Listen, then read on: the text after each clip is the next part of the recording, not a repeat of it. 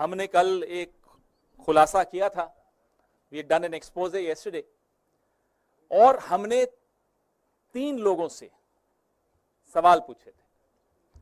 माननीय प्रधानमंत्री जी से सवाल पूछे थे, सेबी की चेयरपर्सन से सवाल पूछे थे, और आईसीआईसीआई बैंक से सवाल पूछे थे।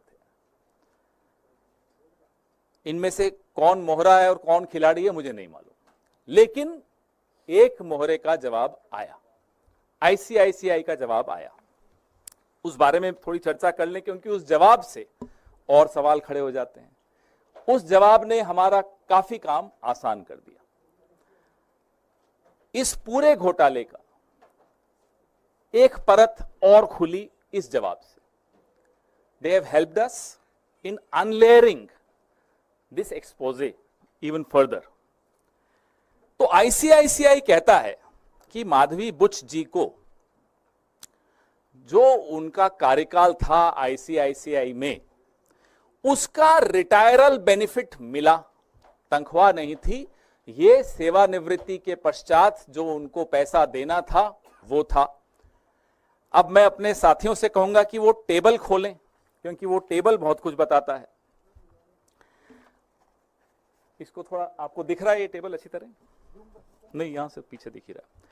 तो आप देखेंगे कि माधवी बुच जी आईसीआई से रिटायर हुई और उस वक्त उनको कुछ ग्रेच्युटी मिली।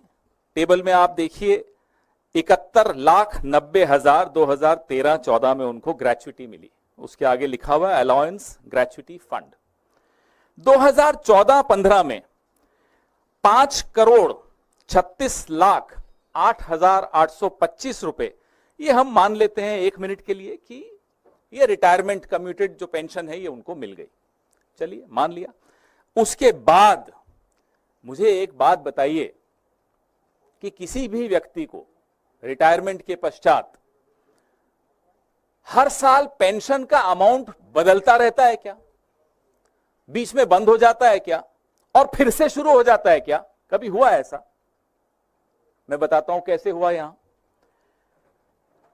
अगर 2014-15 में सब सेटलमेंट हो गई आईसीआईसीआई की और माधवी बुच जी की, और 2015-16 में उस टेबल में आप देखिए कि उनको वहां से कुछ नहीं मिला, नो सैलरी लिखा हुआ है, तो फिर 2016-17 में फिर से क्यों मिलनी शुरू हो गई?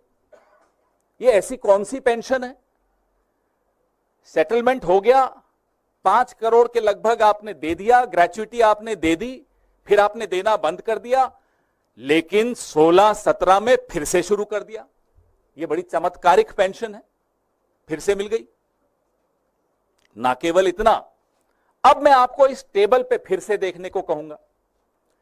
इस टेबल में आपको 2007 से लेकर और 2013-14 जब तक वो आईसीआईसीआई में थी, उनकी तनख्वाह दिखाता हूं।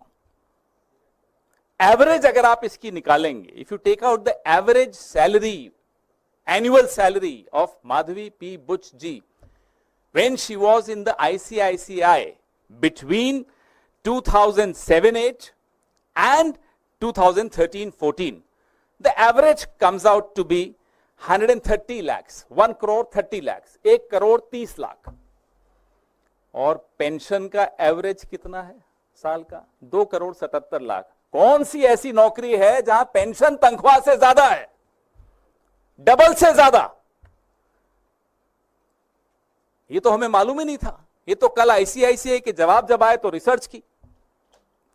पेंशन से ज्यादा तनख्वाह होती है, हमने बचपन से सुना था। तनख्वाह से ज्यादा पेंशन न्यू इंडिया में आने लग गई। कुछ लोगों को मिलती है, उसके लिए आपको मोहरा बनना पड़ता है, उसके लिए आपको प्यादा बनना पड़ता है। हम इस बात का जवाब, आईसीआईसीआई से हमें कोई गुरेज नहीं है, वो दे दें, हमें कोई दिक्कत नहीं। उम्मीद है कि माधवी पी बुच जी ये टेबल देखेंगी और जवाब देंगी कि ये 16-17 को फिर से पेंशन क्यों मिलनी शुरू हो गई, तथा कथित pension, the so called pension. वैसे मैं आपको बता दूं, ये वही साल है जब वो सेबी में होल टाइम मेंबर बन गई थी। तो जब सेबी में होल टाइम मेंबर बन गई तो फिर से तथाकथित पेंशन मिलनी शुरू हो गई। और पेंशन कितनी? 2,77,00,000 औसत एवरी ईयर। तनख्वाह कितनी थी? मैं फिर से दोहराता हूं, 1,30,00,000 सालाना औसत तनख्वाह 2007-8 से लेकर और 2014-15 तक। ऐसी नौकरी हम सबको भी मिलनी चाहिए जहां पेंशन तनख्वाह से ज्यादा।